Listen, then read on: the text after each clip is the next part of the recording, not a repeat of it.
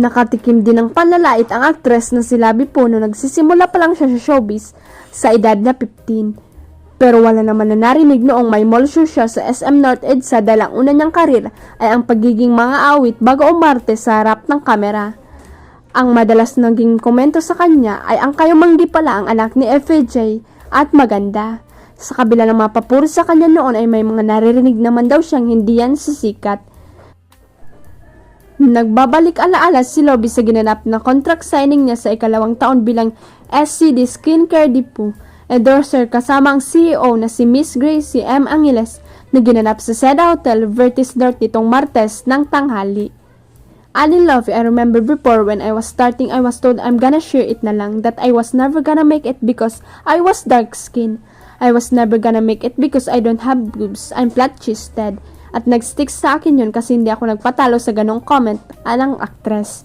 Umaming nakaapekto sa kanya ang mga negatibong komento tungkol sa kanya at imbes na magbukwok siya ay naging hamon ito para sa paghusayan niya ang kanyang trabaho.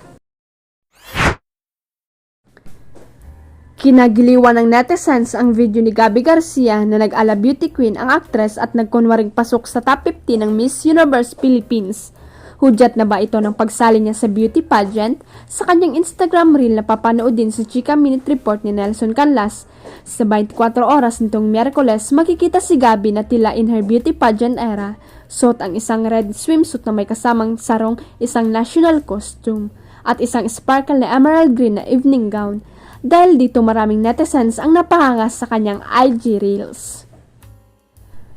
Ngunit paglilinaw ni Gabby, charot, next time na yan. Host lang ako, see you Miss Universe Philippines. Pag-anunsyo ng Sparkle actress. Isa si Gabby sa nakatakdang mag-host ng Miss Universe Philippines Coronation Night na gaganapin nung nakaraang gabi. It's my first time, nakaka-excite at the same time syempre konting kaba. It's one night where everyone's really cheering for women, so I would love to be part of it. Ani Gabby.